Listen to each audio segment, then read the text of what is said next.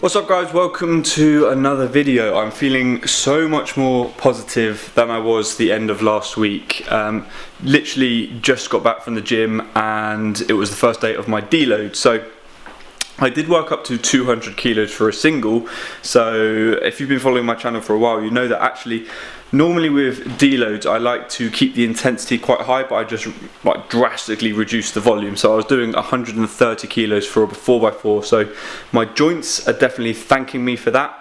I'm generally feeling a lot better. I'm not feeling as fatigued. I was definitely stressing about that at the end of last week, and because I'm feeling a lot more positive and a lot more focused, the diet is actually going really well. I mean, it's only been a day, but you know, I'm hitting my macros pretty much to the T, and even when I was dieting before, I wasn't hitting the macros bang on.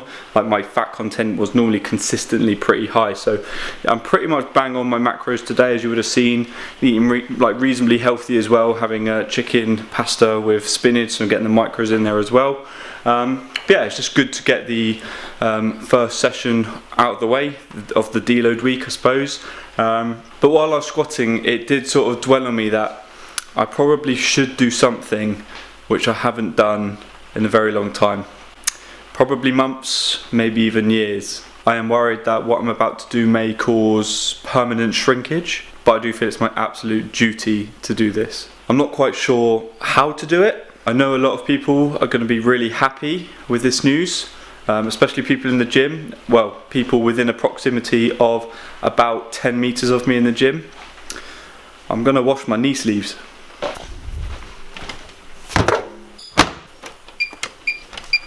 What? You don't know how to use the washing machine, so you have to document the fact that you've actually put the washing on. No, it's more the fact that I haven't washed my knee sleeves in probably 5 years. Oh, that's vile. I did wonder why people don't want to come up and talk to me in the gym. Not just your ugly face, but well, because you smell.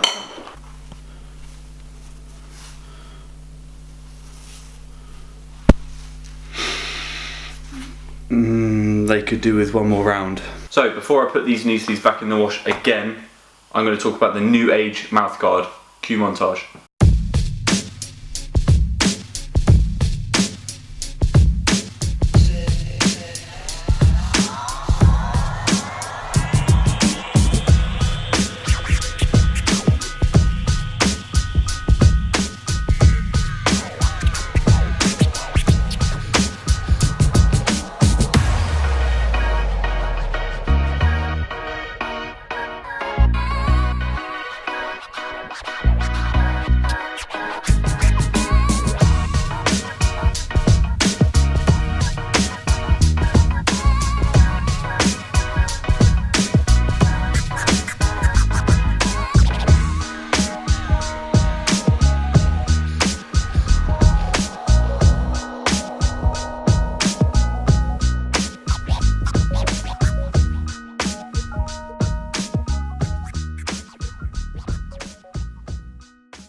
Okay, so let's get into this review. So according to Brian Shaw and Furious Pete on Dragon's Den, this is what the mouthguard is supposed to help you with.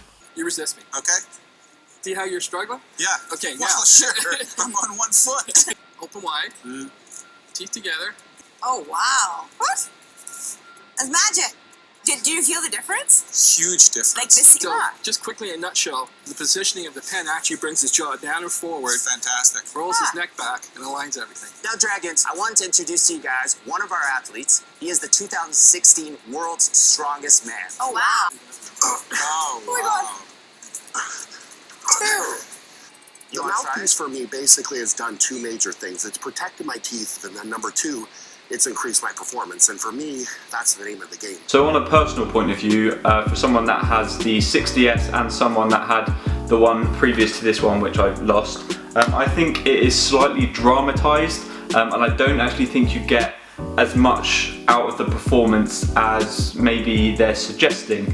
I sort of get the idea that maybe it aligns your jaw, but I think to say that that's going to really enhance your performance, I think that's definitely dubious. So when I say it doesn't really increase performance, I'm talking from an anatomical point of view. I think psychologically it does have a place, and I think Eddie Hall puts it really well when he says it's about cueing. Everyone's got to have that flick switch, and I'll tell you what did help with my flick switch in training was like having a gum shield.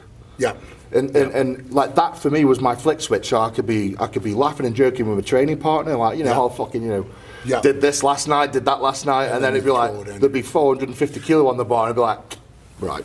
So what Eddie's basically saying there, it's like cueing. You're putting in your mouth guard, you're putting on your wrist wraps, it's all part of your routine, and when you're familiar with that routine, from a psychological point of view, that does help. So if I quickly go back and say from the physical point of view, does it actually help in any physical way? Yes, it does, but it doesn't necessarily help with performance. So for me, when I'm squatting heavy, when I'm deadlifting heavy, or even when I'm benching heavy, I have a tendency to really clamp down on my jaw, and that really does in the end give me jaw ache. So having the mouth guard genuinely does help with that. I found that the more I use the mouth guard, the less I'm actually aching in my jaw. So it's a bit like a belt in the way that you're pushing into the belt and you can feel the belt. You're clamping onto the mouth guard so you can feel the mouth guard. So from that point of view, I think it does help. Does it boost your performance by over 1%?